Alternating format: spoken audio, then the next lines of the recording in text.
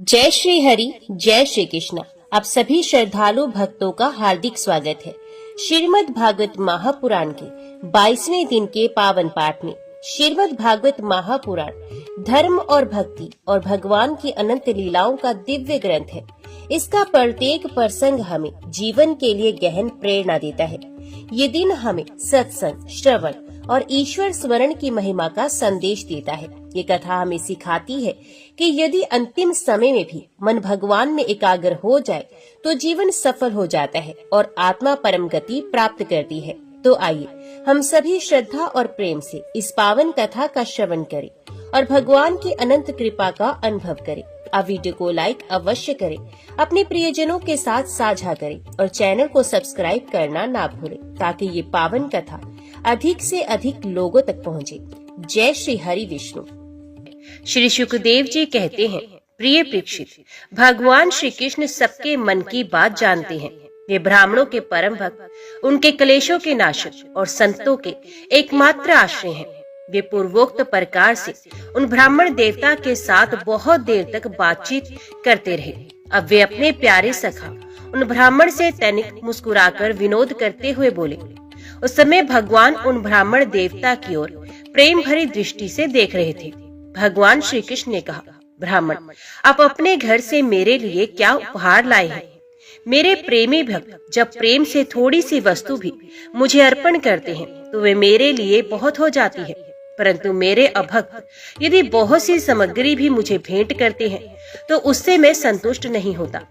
जो पुरुष प्रेम भक्ति के फल फूल अथवा पत्ता पानी में से कोई भी वस्तु मुझे समर्पित करता है तो मैं उस शुद्ध चित्त भक्त का वे प्रेम उपहार केवल स्वीकार ही नहीं करता बल्कि तुरंत भोग लगा लेता हूँ। भगवान श्री कृष्ण के ऐसा कहने पर उन ब्राह्मण देवता ने लज्जावश उन लक्ष्मीपति को वे 4 मुट्ठी चौड़े नहीं दिए। उन्होंने संकोच से अपना मुंह नीचे कर लिया। भगवान श्री कृष्ण समस्त प्राणियों के हृदय का एक एक संकल्प और उनका अभाव भी जानते हैं। उन्होंने ब्राह्मण के आने का कारण उनके हृदय की बात जान ली। अब वे विचार करने लगे कि एक तो ये मेरा प्यारा सखा है, दूसरे इसने पहले कभी लक्ष्मी की कामना से मेरा भजन नहीं किया है। इस समय ये अपनी पतिव्रता पत्नी को प्रसन्न करने के लिए उसी के आग्रह से यहाँ आया है। अब मैं इसे ऐसी संपत्ति दूंगा जो देवताओं के लिए भी अत्यंत दुर्लभ है। भगवान श्री कृष्ण ने ऐसा विचार करके उनके वस्त्र में से चिथड़े की एक पोटली में बंधा हुआ चिवड़ा, ये क्या है, ऐसा कहकर स्वयं ही छीन लिया और बड़े आदर से कहने लगे, प्यारे मित्र, ये तो तुम मेरे लिए अत्यंत प्रिय भेंट लेकर आए हो। ये चिवड़े न केवल मुझे बल्कि सारे संसार को तृप्त करने के लिए पर्याप्त है। ऐसा कहकर उसमें से एक मुट्ठी चिवड़ा खा गए और दूसरी मुट्ठी जो ही भरी त्यों ही रुक्मिणी जी के रूप में स्वयं भगवती लक्ष्मी जी ने भगवान श्री कृष्ण का हाथ पकड़ लिया, क्योंकि वे तो एकमात्र भगवान के प्राण हैं। उन्हें छोड़कर और कहीं नहीं जा सकती। रुक्मिणी जी ने कहा, विश्व आत्मन, बस मनुष्य को इस लोक में तथा मरने के बाद परलोक में भी समस्त संपत्तियों की समृद्धि प्राप्त करने के लिए ये एक मुट्ठी चिवड़ा ही बहुत है, क्योंकि आपके लिए इतना ही प्रसन्नता का हेतु बन जाता है। ब्राह्मण देवता उस रात को भगवान श्री कृष्ण के महल में ही रहे। उन्होंने बड़े आराम से वहाँ खाया पिया और ऐसा अनुभव किया मानो मैं बैकुंठ में ही पहुँच गया हूँ। श्री कृष्ण से ब्राह्मण को प्रत्यक्ष रूप में कुछ भी न मिला, फिर भी उन्होंने उनसे कुछ मांगा नहीं। वे अपने चित्त की करतूत पर कुछ लज्जित से होकर भगवान श्री कृष्ण के दर्शन जनित आनंद में डूबते उतरते अपने घर की ओर चल पड़े। वे मन ही मन सोचने लगे, अहो कितने आनंद और आश्चर्य की बात है। ब्राह्मणों को अपने इष्ट देव मानने वाले भगवान श्री कृष्ण की ब्राह्मण भक्ति आज मैंने अपनी आंखों से देख ली। धन्य है जिनके वक्ष स्थल पर स्वयं लक्ष्मी जी सदा विराजमान रहती हैं। उन्होंने मुझे अत्यंत दरिद्र को अपने हृदय से लगा लिया। यहाँ तो कहाँ तो मैं अत्यंत पापी और दरिद्र और कहाँ लक्ष्मी के एकमात्र आश्रय भगवान श्री कृष्ण, परंतु उन्होंने ये ब्राह्मण है ऐसा समझकर मुझे अपनी भुजाओं में भरकर हृदय से लगा लिया। इतना ही नहीं, उन्होंने मुझे उस पलंग पर सुलाया जिस पर उनकी प्राण प्रिया रुक्मिणी जी शयन करती हैं, मानो मैं उनका सगा भाई हूँ। कहाँ तक कहूँ, मैं थका हुआ था, इसलिए स्वयं उनकी पटरानी रुक्मिणी जी ने अपने हाथों चवर डुलाकर मेरी सेवा की। ओह, देवताओं के आराध्य देव होकर ब्राह्मणों को अपना इष्ट देव मानने वाले प्रभु ने पांव दबाकर अपने हाथों खिला पिलाकर मेरी अत्यंत सेवा की और देवता के समान मेरी पूजा की। स्वर्ग, मोक्ष, पृथ्वी और रसातल की संपत्ति तथा समस्त योग सिद्धियों की प्राप्ति का मूल उनके चरणों की पूजा ही है। फिर भी परम दयालु श्री कृष्ण ने ये सोचकर मुझे थोड़ा सा भी धन नहीं दिया कि कहीं ये दरिद्र धन पाकर बिल्कुल मतवाला ना हो जाए और मुझे ना भूल बैठे। इस प्रकार मन ही मन विचार करते करते ब्राह्मण देवता अपने घर के पास पहुंच गए। वे वहां क्या देखते हैं कि सबका सब स्थान सूर्य, अग्नि और चंद्रमा के समान तेजस्वी रत्न निर्मित महलों से घिरा हुआ है। ठोर ठोर चित्र विचित्र उपवन और उद्यान बने हुए हैं तथा उसमें झुंड के झुंड रंग बिरंगे पक्षी कलरव कर रहे हैं। सरोवरों में कुमुदनी तथा श्वेत, नील और सुगंधित भांति भांति के कमल खिले हैं। सुंदर सुंदर स्त्री पुरुष बन ठन कर इधर उधर विचर रहे हैं। उस स्थान को देखकर ब्राह्मण देवता सोचने लगे, मैं ये क्या देख रहा हूँ? ये किसका स्थान है? यदि ये वही स्थान है जहाँ मैं रहता था तो ये ऐसा कैसे हो गया? इस प्रकार वे सोच ही रहे थे कि देवताओं के समान सुंदर सुंदर स्त्री पुरुष गाजे बाजे के साथ मंगल गीत गाते हुए उस महाभाग्यवान ब्राह्मण की अगवानी करने के लिए आए। पतिदेव का शुभ आगमन सुनकर ब्राह्मणी को अपार आनंद हुआ और वे हड़बड़ाकर जल्दी जल्दी घर से निकल आई। वे ऐसी मालूम होती थी मानो मूर्तिमती लक्ष्मी जी ही कमल वन से पधारी हो। पतिदेव को देखते ही पतिव्रता पत्नी के नेत्रों में प्रेम और उत्कंठा की आवेग से आंसू छलक आए। उसने अपने नेत्र बंद किए। ब्राह्मणी ने बड़े प्रेम भाव से उन्हें नमस्कार किया और मन ही मन आलिंगन किया। प्रिय परीक्षित, ब्राह्मण पत्नी सोने का हार पहने हुए दासियों के बीच में विमान स्थित दिवांगना के समान अत्यंत शोभायमान एवं देदीप्यमान हो रही थी। उसे इस रूप में देखकर वे विस्मित हो गए। उन्होंने उन्हें अपनी पत्नी के साथ बड़े प्रेम से अपने महल में प्रवेश किया। उनका महल क्या था, मानो देवराज इंद्र का निवास स्थान था। इसमें मणियों के सैकड़ों खंबे खड़े थे। हाथी के दांत के बने हुए और सोने के पात के मड़े हुए पलंगों पर दूध के फेन की तरह श्वेत और कोमल बिछोने बिछ रहे थे। बहुत से चवर वहां रखे थे जिसमें सोने की झंडियां लगी थी। सोने के सिंहासन शोभायमान थे जिन पर बड़ी कोमल कोमल गद्दियां लगी थी। ऐसे चंदोबे भी झिलमिला रहे थे जिसमें मोतियों की लड़ियां लटक रही थी। स्फटिक मणि की स्वच्छ भीतों पर पन्ने की पच्ची कारी की हुई थी। रत्न निर्मित स्त्री मूर्तियों के हाथों में रत्नों के दीपक जगमगा रहे थे। इस प्रकार समस्त संपत्तियों की समृद्धि देखकर और उसका कोई प्रत्यक्ष कारण ना पाकर बड़ी गंभीरता से ब्राह्मण देवता विचार करने लगे कि मेरे पास इतनी संपत्ति कहाँ से आ गई। वे मन ही मन कहने लगे, मैं जन्म से ही भाग्यहीन और दरिद्र हूँ, फिर मेरी इस संपत्ति समृद्धि का क्या कारण है? अवश्य ही परमेश्वरशाली यदुवंश शिरोमणि भगवान श्री कृष्ण के कृपा कटाक्ष के अतिरिक्त और कोई कारण नहीं हो सकता। ये सब कुछ उनकी करुणा की ही देन है। स्वयं भगवान श्री कृष्ण पूर्ण काम और लक्ष्मीपति होने के कारण अत्यंत भोग विलास सामग्रियों से युक्त हैं। इसलिए वे याचक भक्त को उसके मन का भाव जानकर बहुत कुछ दे देते हैं, परंतु उसे समझते हैं बहुत थोड़ा, इसलिए सामने कुछ कहते नहीं। मेरे यदुवंश शिरोमणि सखा श्याम सुंदर सचमुच उस मेघ से भी बढ़कर उदार है जो समुद्र को भर देने की शक्ति रखने पर भी किसान के सामने ना बरसकर उसके सो जाने पर रात में बरसता है और बहुत बरसने पर भी थोड़ा ही समझता है। मेरे प्यारे सखा श्री कृष्ण देते हैं बहुत पर उसे मानते हैं बहुत थोड़ा। उनका प्रेमी भक्त यदि उनके लिए कुछ कर भी दे तो भी वे उसको बहुत मान लेते हैं। देखो तो सही, मैंने उन्हें केवल एक मुट्ठी चिवड़ा भेंट किया था, पर उदार शिरोमणि श्री कृष्ण ने उसे कितने प्रेम से स्वीकार किया। मुझे जन्म जन्म उन्हीं का प्रेम, उन्हीं की हितैषिता, उन्हीं की मित्रता और उन्हीं की सेवा प्राप्त हो। मुझे संपत्ति की आवश्यकता नहीं, सदा सर्वदा उन्हीं गुणों के एकमात्र निवास स्थान महानुभाव भगवान श्री कृष्ण के चरणों में मेरा अनुराग बढ़ता जाए और उन्हीं के प्रेमी भक्तों का सत्संग प्राप्त हो। अजन्मा भगवान श्री कृष्ण संपत्ति आदि के दोष जानते हैं। वे देखते हैं कि बड़े बड़े धनिकों का धन और ऐश्वर्य के मद से पतन हो जाता है, इसलिए वे अपने अदूरदर्शी भक्त को उसके मांगते रहने पर भी तरह तरह की संपत्ति, राज्य और ऐश्वर्य आदि नहीं देते। ये उनकी बड़ी कृपा है। अपनी बुद्धि से इस प्रकार निश्चय करके वे ब्राह्मण देवता त्याग पूर्वक अनासक्त भाव से अपनी पत्नी के साथ भगवत प्रसाद स्वरूप विषयों को ग्रहण करने लगे और दिनों दिन उनकी प्रेम भक्ति बढ़ने लगी। देवताओं के भी आराध्य देव भक्त भयहारी यज्ञपति सर्वशक्तिमान भगवान स्वयं ब्राह्मणों को अपना प्रभु अपना इष्ट देव मानते हैं, इसलिए ब्राह्मणों से बढ़कर और कोई भी प्राणी जगत में नहीं। इस प्रकार भगवान श्री कृष्ण के प्यारे सखा उस ब्राह्मण ने देखा कि यद्यपि भगवान अजित हैं, किसी के अधीन नहीं, फिर भी वे अपने सेवकों के अधीन हो जाते हैं, उनसे पराजित हो जाते हैं। अब वे उन्हीं के ध्यान में तन्मय हो गए। ध्यान के आवेग से उनकी अविद्या की गांठ कट गई और उन्होंने थोड़े ही समय में भगवान का धाम, जो कि संतों का एकमात्र आश्रय है, प्राप्त किया। परीक्षित, ब्राह्मणों को अपना इष्ट देव मानने वाले भगवान श्री कृष्ण की इस ब्राह्मण भक्ति को जो सुनता है, उसे भगवान के चरणों में प्रेम भाव प्राप्त हो जाता है और वे कर्म बंधन से मुक्त हो जाता है। परीक्षित, इस प्रकार भगवान श्री कृष्ण और बलराम जी द्वारका में निवास कर रहे थे। एक बार स्वर्गवास सूर्य ग्रहण लगा, जैसा कि प्रलय के समय लगा करता है।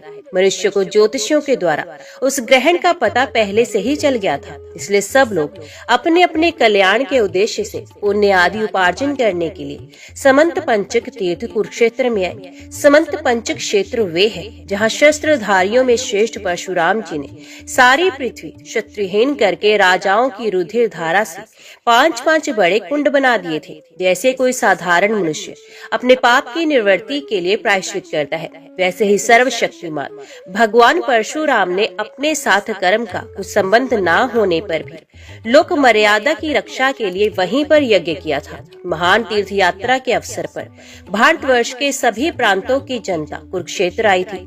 उनमें अक्रूर, वसुदेव, उग्रसेन आदि बड़े बूढ़े तथा गद, प्रद्युम्न, सांब आदि अन्य यदुवंशी सभी अपने अपने पापों का नाश करने के लिए कुरुक्षेत्र आए थे। प्रद्युम्न नंदन अनिरुद्ध और यदुवंशी सेनापति कृतवर्मा, ये दोनों सुचंद्र, शुक, सारण आदि के साथ नगर की रक्षा के लिए द्वारका में रह गए थे। यदुवंशी एक तो स्वभाव से ही परम तेजस्वी थे, दूसरे गले में सोने की माला, दिव्य पुष्पों के हार, बहुमूल्य वस्त्र और कवचों से सुसज्जित होने के कारण उनकी शोभा और भी बढ़ गई थी। वे तीर्थ यात्रा के पथ में देवताओं के विमान के समान रथों, समुद्र की तरंग के समान चलने वाले घोड़ों, बादलों के समान विशाल काय एवं गर्जना करते हुए हाथियों तथा विद्याधरों के समान मनुष्यों के द्वारा ढोई जाने वाली पालकियों पर अपनी पत्नियों के साथ इस प्रकार शोभायमान हो रहे थे, मानो स्वर्ग के देवता ही यात्रा कर रहे हों।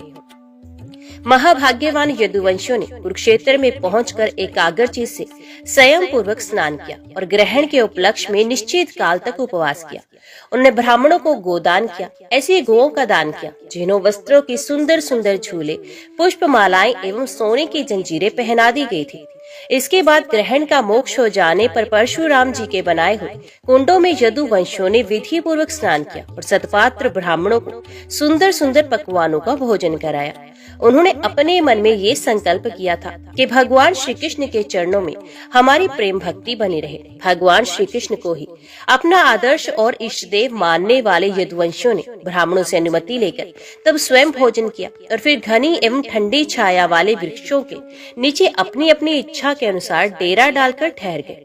विश्राम कर लेने के बाद यदुवंशियों ने अपने सुहृद और संबंधी राजाओं से मिलना भेंटना शुरू किया। वहाँ मत्स्य, उशीनर, कोसल, विदर्भ, कुरु, संजय, काम्बोज, कैकय, मद्र, कुंती, आनर्द, केरल एवं दूसरे अनेकों देशों के अपने पक्ष के तथा शत्रु पक्ष के सैकड़ों नरपति आए हुए थे। परीक्षित, इनके अतिरिक्त यदुवंशियों के परम हितैषी बंधु नंद आदि गोप तथा भगवान के दर्शन के लिए चिरकाल से उत्कंठित गोपियां भी वहां आई थी। यादवों ने इन सबको देखा। एक दूसरे के दर्शन, मिलन और वार्तालाप से सभी को बड़ा आनंद हुआ। सभी के हृदय कमल एवं मुख कमल खिल उठे।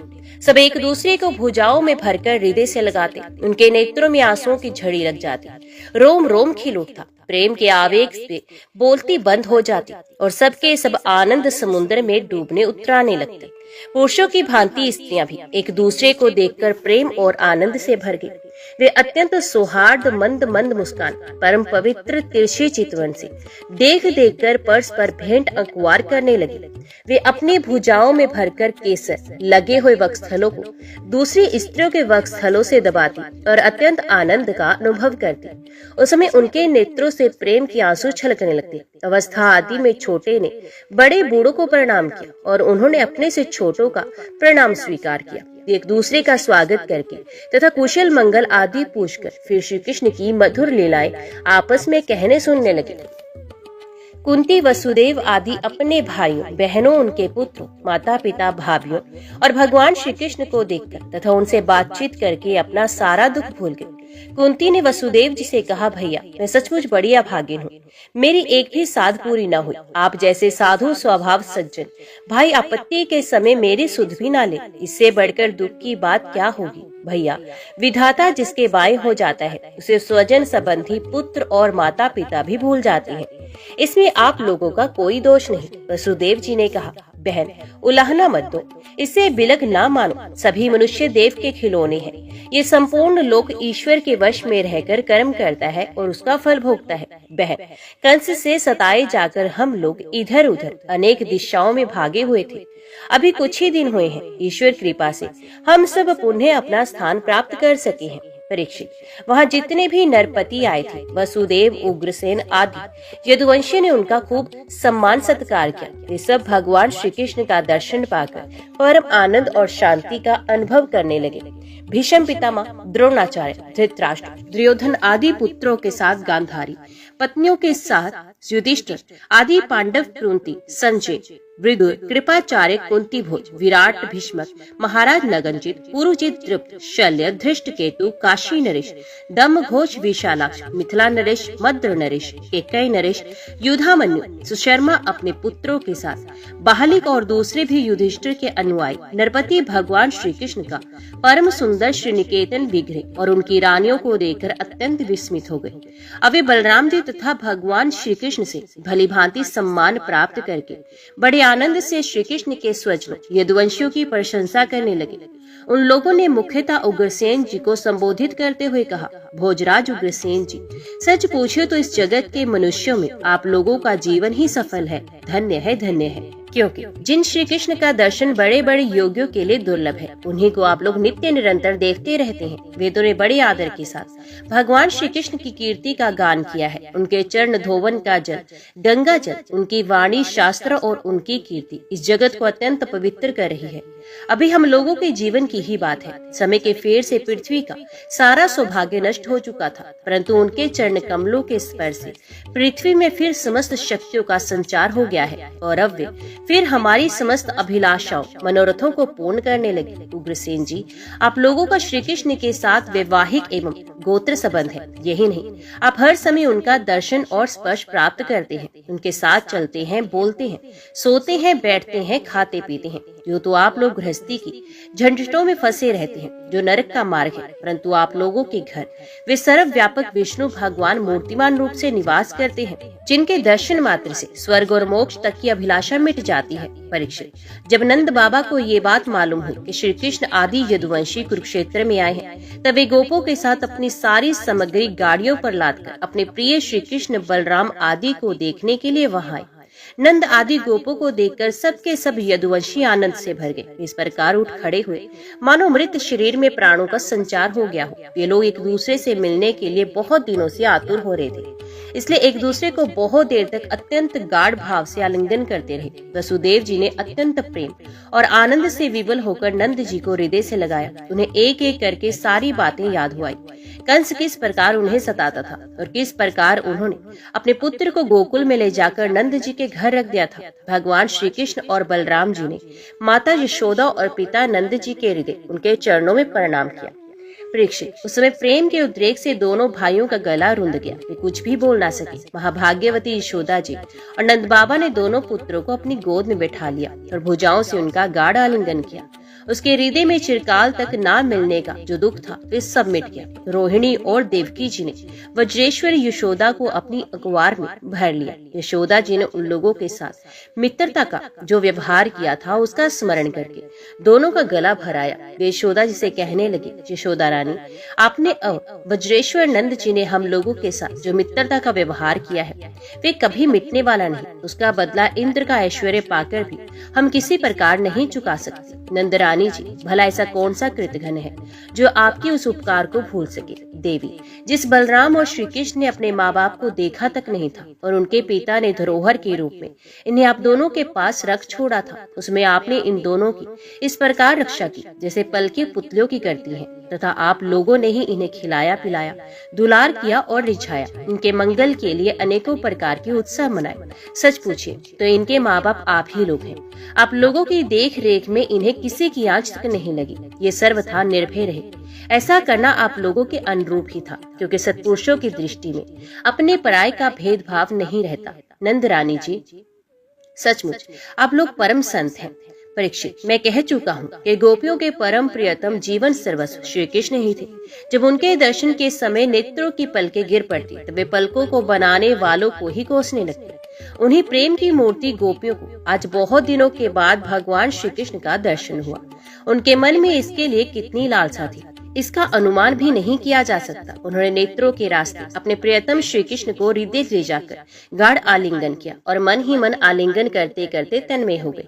कहाँ तक कहूँ, वे उस भाव को प्राप्त हो गई जो नित्य निरंतर अभ्यास करने वाले योगियों के लिए भी अत्यंत दुर्लभ है। जब भगवान श्री कृष्ण ने देखा कि गोपियां मुझसे तादा मय को प्राप्त एक हो रही हैं, तब एकांत में उनके पास गए, उनको हृदय से लगाया, कुशल मंगल पूछा और हंसते हुए यूं बोले, सखियो, हम लोग अपने स्वजन संबंधियों का काम करने के लिए व्रत से बाहर चले गए और इस प्रकार तुम्हारी जैसी प्रेयसियों को छोड़कर हम शत्रुओं का विनाश करने में उलझ गए। बहुत दिन बीत गए, क्या कभी तुम लोग हमारा स्मरण भी करती हो? मेरी प्यारी सखियो, कहीं तुम लोगों के मन में ये आशंका तो नहीं कि मैं अकृतज्ञ हूँ और ऐसा समझकर तुम लोग हमसे बुरा तो नहीं मानने लगे? निस्संदेह भगवान ही प्राणियों के संयोग और वियोग के कारण है। जैसे वायु बादलों, तिनको, रुई और धूल के कणों को एक दूसरे से मिला देती है, फिर स्वच्छंद रूप से उन्हें अलग अलग कर देती है, वैसे ही समस्त पदार्थों के निर्माता भगवान भी सबका संयोग वियोग अपनी इच्छा अनुसार करते रहते हैं। सखियों, ये बड़े सौभाग्य की बात है कि तुम सब लोगों को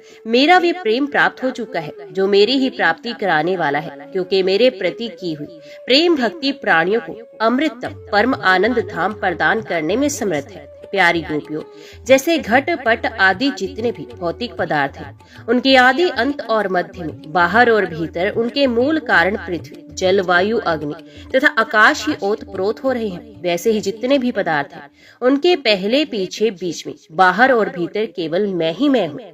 इसी प्रकार सभी प्राणियों के शरीर में यही पांचों भूत कारण रूप से स्थित है और आत्मा भोक्ता के रूप से अथवा जीव के रूप से स्थित है। परंतु मैं इन दोनों से परे अविनाशी सत्य हूँ। ये दोनों मेरे ही अंदर प्रतीत हो रहे हैं। तुम लोग ऐसा अनुभव करो। परीक्षित, भगवान श्री कृष्ण ने इस प्रकार गोपियों को अध्यात्म ज्ञान की शिक्षा से शिक्षित किया।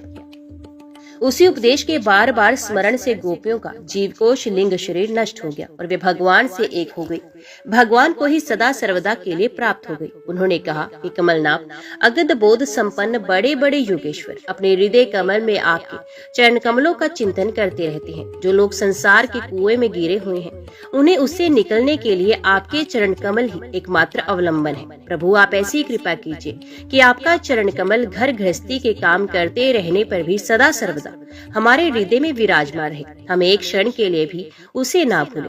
भगवान श्री कृष्ण ही गोपियों को शिक्षा देने वाले हैं और वही उस शिक्षा के द्वारा प्राप्त होने वाली वस्तु है।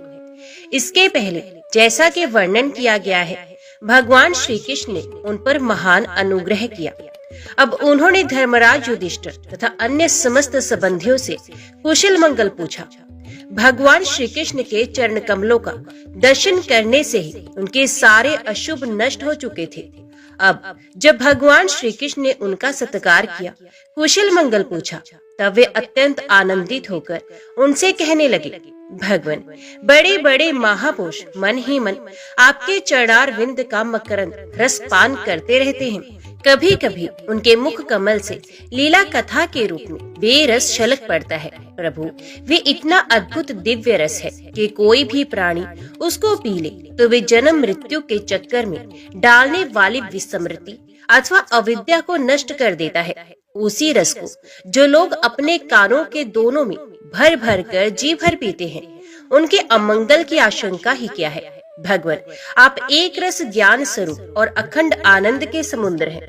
बुद्धि वृत्तियों के कारण होने वाली जागृत, स्वप्न, सुषुप्ति, ये तीनों अवस्थाएं आपके स्वयं प्रकाश स्वरूप तक पहुंच ही नहीं पाती, दूर से ही नष्ट हो जाती हैं। आप परमहंसों की एकमात्र गति हैं।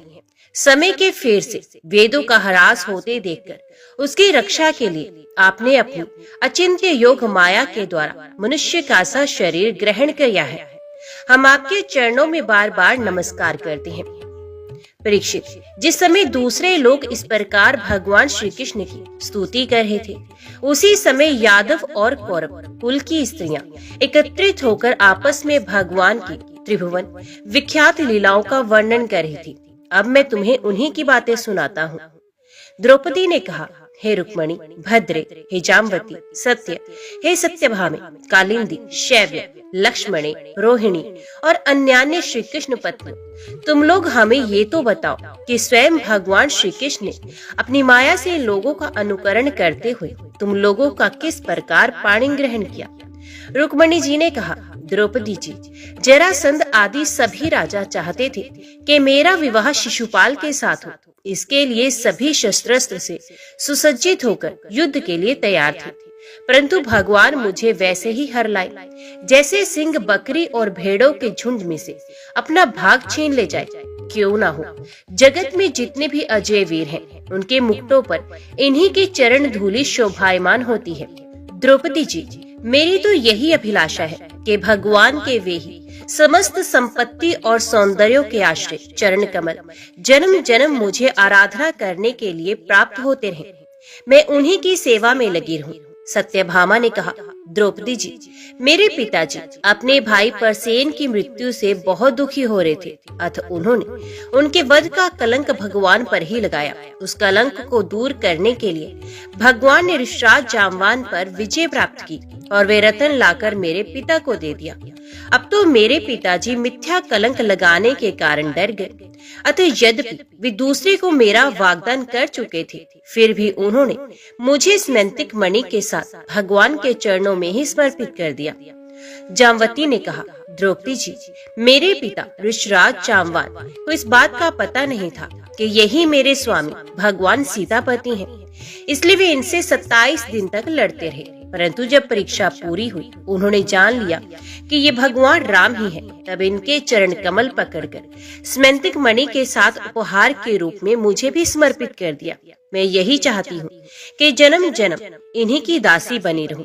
कालिंदी ने कहा, द्रौपदी जी, जब भगवान को ये मालूम हुआ कि मैं उनके चरणों का स्पर्श करने की आशा अभिलाषा से तपस्या कर रही हूँ, तब वे अपने सखा अर्जुन के साथ यमुना तट पर आए और मुझे स्वीकार कर लिया। मैं उनका घर बोहारने वाली उनकी दासी हूँ। मित्रविंदा ने कहा, द्रौपदी जी, मेरा स्वयंवर हो रहा था। वहाँ आकर भगवान ने सब राजाओं को जीत लिया और जैसे सिंह झुंड के झुंड कुत्तों में से अपना भाग ले जाए, वैसे ही मुझे अपनी शोभा में द्वारकापुरी में ले आए। मेरे भाइयों ने भी मुझे भगवान से छुड़ाकर मेरा अपकार करना चाहा, परंतु उन्होंने उन्हें भी नीचा दिखा दिया। मैं ऐसा चाहती हूँ कि मुझे जन्म जन्म उनके पांव पखारने का सौभाग्य प्राप्त होता रहे। सत्या ने कहा, द्रौपदी जी, मेरे पिताजी ने स्वयंवर में आए हुए राजाओं के बल पौरुष की परीक्षा के लिए बड़े बलवान और पराक्रमी तीखे सिंग वाले 7 बैल रखे थे। उन बैलों ने बड़े बड़े वीरों का घमंड चूर चूर कर दिया था। उन्हें भगवान ने खेल खेल में ही झपट कर पकड़ लिया, नाथ लिया और बांध दिया। ठीक वैसे ही जैसे छोटे छोटे बच्चे बकरी के बच्चों को पकड़ लेते हैं, इस प्रकार भगवान बल पौरुष द्वारा मुझे प्राप्त कर चतुरंगिणी सेना और दासियों के साथ द्वारका ले आए। मार्ग में जिन क्षत्रियों ने विघन डाला, उन्हें भी जीत लिया। मेरी यही अभिलाषा है कि मुझे इनकी सेवा का अवसर सदा सर्वदा प्राप्त होता रहे। भद्रा ने कहा, द्रौपदी जी, भगवान मेरे मामा के पुत्र है। मेरा चित्त इन्हीं के चरणों में अनुरक्त हो गया था। जब मेरे पिताजी को ये बात मालूम हुई, तब उन्होंने स्वयं ही भगवान को बुलाकर अक्षौहिणी सेना और बहुत सी दासियों के साथ इन्हीं के चरणों में समर्पित कर दिया। मैं अपना परम कल्याण इसी में समझती हूँ कि कर्म के अनुसार मुझे जहाँ जन्म लेना पड़े, सर्वत्र इन्हीं के चरण कमलों का संस्पर्श प्राप्त होता रहे। लक्ष्मणा ने कहा, रानी जी, देवऋषि नारद बार बार भगवान के अवतार और लीलाओं का गान करते रहते थे। उसे सुनकर और ये सोचकर कि लक्ष्मी जी ने समस्त लोकपालों का त्याग करके भगवान का ही वर्ण किया, मेरा चित्त भगवान के चरणों में आसक्त हो गया। साध्वी, मेरे पिता भरत सेठ मुझ पर बहुत प्रेम रखते थे। जब उन्हें मेरा अभिप्राय मालूम हुआ तब उन्होंने मेरी इच्छा की पूर्ति के लिए ये उपाय किया। महारानी, जिस प्रकार पांडव वीर अर्जुन की प्राप्ति के लिए आपके पिता ने स्वयंवर में मत्स्य वेद का आयोजन किया था, उसी प्रकार मेरे पिता ने भी किया। आपके स्वयंवर की अपेक्षा हमारे यहाँ ये विशेषता थी कि मत्स्य बाहर से ढका हुआ था, केवल जल में ही उसकी परछाई दिख पड़ती थी। जब ये समाचार राजाओं को मिला तब सब ओर से समस्त अस्त्र शस्त्रों के तत्वज्ञ हजारों राजा अपने अपने गुरुओं के साथ मेरे पिताजी की राजधानी में आने लगे। मेरे पिताजी ने आए हुए सभी राजाओं का बल पौरुष और अवस्था के अनुसार भली भांति स्वागत सत्कार किया। उन लोगों ने मुझे प्राप्त करने की इच्छा से स्वयंवर सभा में रखे हुए धनुष और बाण उठाए। उनमें से कितने ही राजा तो धनुष पर तांत भी नहीं चढ़ा सके। उन्होंने धनुष को ज्यों का त्यों रख दिया। कईयों ने धनुष की डोरी को एक सिरे से बांधकर दूसरे सिरे तक खींच तो लिया, परंतु वे उसे दूसरे सिरे से बांध न सके। उसका झटका लगने से गिर पड़े। रानी जी, बड़े बड़े प्रसिद्ध वीर जैसे कि जरासंध, अम्बष्ट नरेश, शिशुपाल, भीमसेन, दुर्योधन और कर्ण, इन लोगों ने धनुष पर डोरी तो चढ़ा ली, परंतु उन्हें मछली की स्थिति का पता न चला। पांडव वीर अर्जुन ने जल में उस मछली की परछाई देख ली और ये भी जान लिया कि वे कहाँ है। बड़ी सावधानी से उन्होंने बाण छोड़ा था, परंतु उससे भी लक्ष्य वेध न हुआ। उनके बाण ने केवल उसका स्पर्श मात्र किया। रानी जी, इस प्रकार बड़े बड़े अभिमानियों का मान मर्दन हो गया। अधिकांश नरपतियों ने मुझे पाने की लालसा एवं साथ ही साथ लक्ष्य वेध की चेष्टा भी छोड़ दी। तब भगवान ने धनुष उठाकर खेल खेल में अनायास ही उस पर डोरी चढ़ा दी, बाण साधा और जल में केवल एक बार मछली की परछाई देकर बाण मारा तथा उसे नीचे गिरा दिया। उस समय ठीक दोपहर हो रहा था। सर्वार्थ साधक अभिजीत नामक मुहूर्त बीत रहा था। उस समय पृथ्वी में जय जयकार होने लगा और आकाश में दुधंबियां बजने लगी। बड़े बड़े देवता आनंद विवल होकर पुष्पों की वर्षा करने लगे। उसी समय मैंने रंगशाला में प्रवेश किया। मेरे पैरों में पायजेब रुनझुन रुनझुन बोल रहे थे। मैंने नए नए उत्तम रेशमी वस्त्र धारण कर रखे थे। मेरी चोटियों में मालाएं गूंथी हुई थी और मुंह पर लज्जा मिश्रित मुस्कुराहट थी।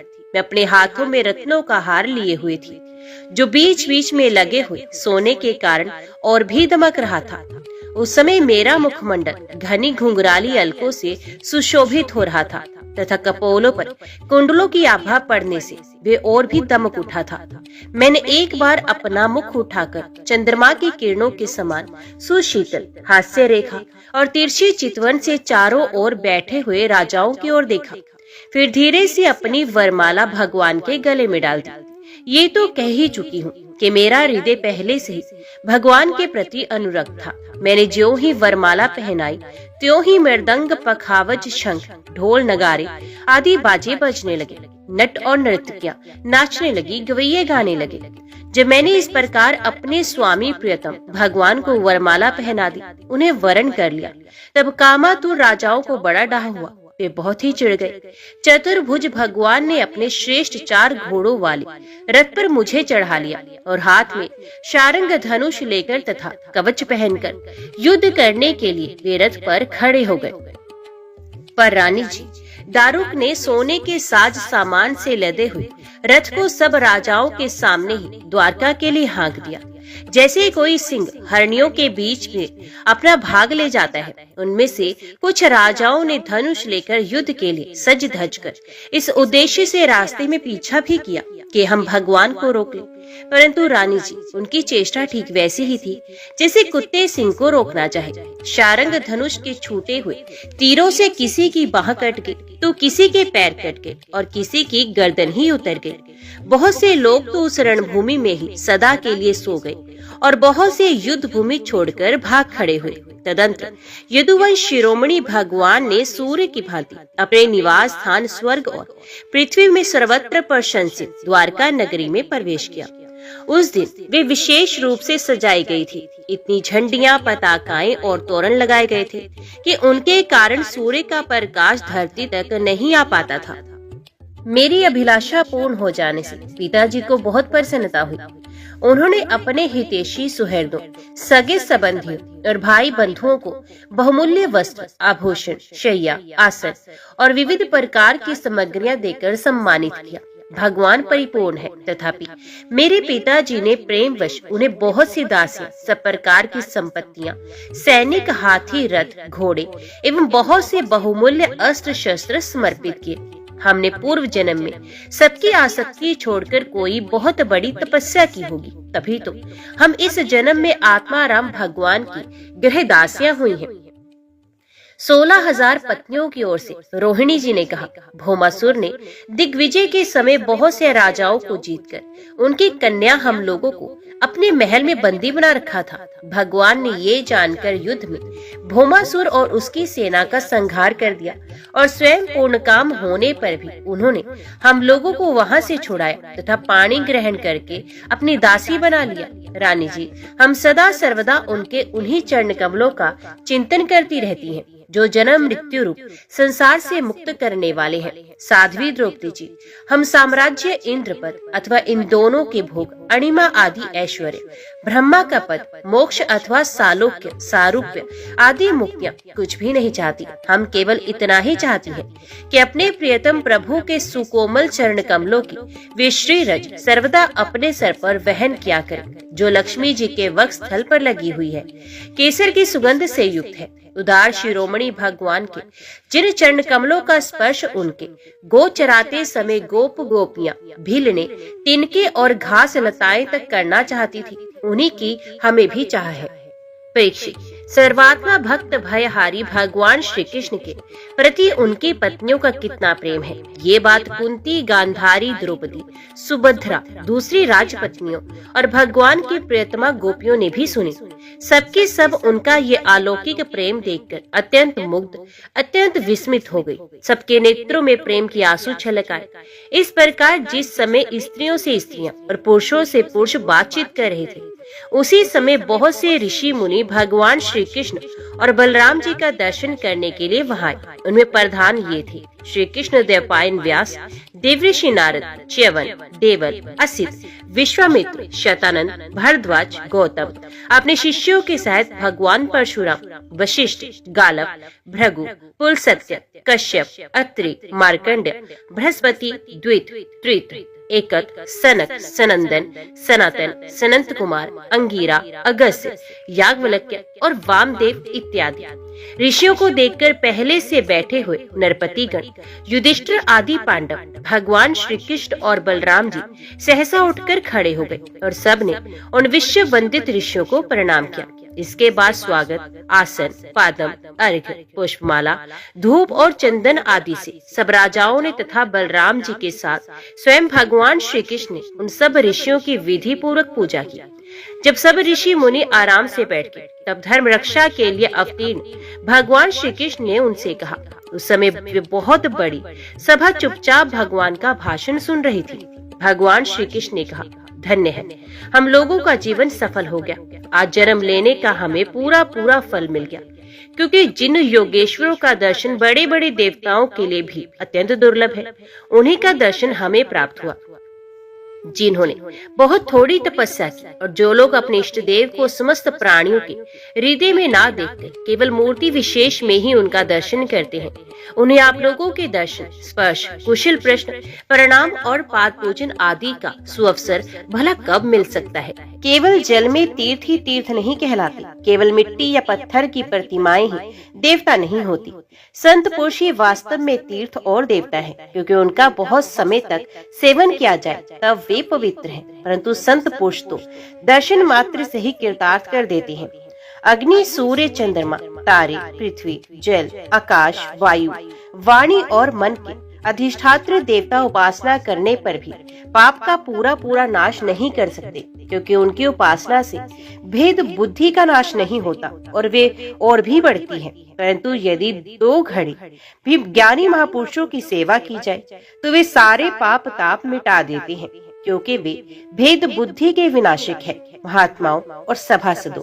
जो मनुष्य वात, पित्त और कफ इन 3 धातुओं से बने हुए शवतुल्य शरीर को ही आत्मा, अपना, मैं, स्त्री, पुत्र आदि को ही अपना और मिट्टी, पत्थर, काष्ठ आदि पार्थिव विकारों को ही इष्ट देव मानता है तथा जो केवल जल को ही तीर्थ समझता है, ज्ञानी महापुरुषों को नहीं, वे मनुष्य होने पर भी पशुओं में भी नीच गधा ही है।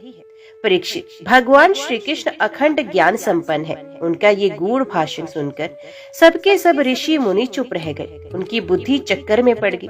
वे समझ न सके कि भगवान ये क्या कह रहे हैं। उन्होंने बहुत देर तक विचार करने के बाद ये निश्चय किया कि भगवान सर्वेश्वर होने पर भी जो इस प्रकार सामान्य कर्म परतंत्र जीव की भांति व्यवहार कर रहे हैं, ये केवल लोक संग्रह के लिए है। ऐसा समझकर वे मुस्कुराते हुए जगत गुरु भगवान श्री कृष्ण से कहने लगे। मुनियों ने कहा, भगवान, आपकी माया से प्रजापतियों के अधीश्वर मरीचि आदि तथा बड़े बड़े तत्वज्ञानी हम लोग मोहित हो रहे हैं। अब स्वयं ईश्वर होते हुए भी मनुष्य किसी चेष्टाओं से अपने को छिपाए रखकर जीव की भांति आचरण करते हैं। भगवान, सचमुच आपकी लीला अत्यंत विचित्र है, परम आश्चर्यमयी है।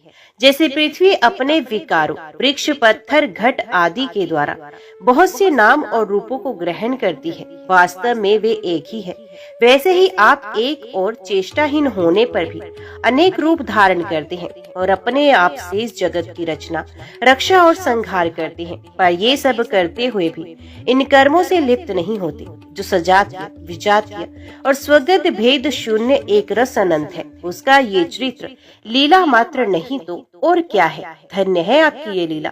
भगवान, यद्यपि आप प्रकृति से परे स्वयं परब्रह्म परमात्मा है, तथापि समय समय पर भक्त जनों की रक्षा और दुष्टों का दमन करने के लिए विशुद्ध सत्यमय श्री विग्रह प्रकट करते हैं और अपनी लीला के द्वारा सनातन वैदिक मार्गों की रक्षा करते हैं, क्योंकि सभी वर्णों और आश्रमों के रूप में आप स्वयं ही प्रकट हैं। भगवान, वेद आपका विशुद्ध हृदय है। तपस्या, स्वाध्याय, धारणा, ध्यान और समाधि के द्वारा उसी में आपके साकार, निराकार रूप और दोनों के अधिष्ठान स्वरूप परब्रह्म परमात्मा का साक्षात्कार होता है। परमात्मन ब्राह्मण ही वेदों के आधारभूत आपके स्वरूप की उपलब्धि के स्थान है। इसी से आप ब्राह्मणों का सम्मान करते हैं और इसी से आप ब्राह्मण भक्तों में अग्रगण्य भी हैं। आप सर्वविध कल्याण साधनों की चरम सीमा है और संत पुरुषों की एकमात्र गति है। आपसे मिलकर आज हमारे जन्म, विद्या, तप और ज्ञान सफल हो गए। वास्तव में सबके परम फल आप ही हैं। प्रभु, आपका ज्ञान अनंत है। आप स्वयं सच्चिदानंद स्वरूप और ब्रह्म परमात्मा भगवान हैं। आपने अपनी अचिंत्य शक्ति योग माया के द्वारा अपनी महिमा छिपा रखी है। हम आपको नमस्कार करते हैं। ये सभा में बैठे हुए राजा लोग और दूसरों की तो बात ही क्या, स्वयं आपके साथ आहार विहार करने वाले यदुवंशी लोग भी आपको वास्तव में नहीं जानते, क्योंकि आपने अपने स्वरूप को, जो सबकी आत्मा, जगत का आदि कारण और नियंता है, माया के पर्दे से ढक रखा है। जब मनुष्य स्वप्न देखने लगता है, उसमें स्वप्न के मिथ्या पदार्थों को ही सत्य समझ लेता है और नामात्र की इंद्रियों से प्रतीत होने वाले अपने स्वप्न शरीर को ही वास्तविक शरीर मान बैठता है। उसे उतनी देर के लिए इस बात का बिल्कुल ही पता नहीं रहता कि स्वप्न शरीर के अतिरिक्त एक जागृत अवस्था का शरीर भी है। ठीक इसी प्रकार जागृत अवस्था में भी इंद्रियों की प्रवृत्ति रूप माया से चित्त मोहित होकर नाम मात्र के विषयों में भटकने लगता है। उस समय भी चित्त के चक्कर से विवेक शक्ति ढक जाती है और जीव ये नहीं जान पाता कि आप इस जागृत संसार से परे हैं। प्रभु, बड़े बड़े ऋषि मुनि अत्यंत परिपक्व योग साधना के द्वारा आपके उन चरण कमलों को हृदय में धारण करते हैं, जो समस्त पाप राशि को नष्ट करने वाले गंगा जल के भी आश्रय स्थान है। ये बड़े सौभाग्य की बात है कि आज हमें उन्हीं का दर्शन हुआ है। प्रभु, हम आपके भक्त हैं। आप हम पर अनुग्रह कीजिए, क्योंकि आपके परम पद की प्राप्ति उन्हीं लोगों को होती है जिनका लिंग शरीर रूप जीव कोश आपकी उत्कृष्ट भक्ति के द्वारा नष्ट हो जाता है।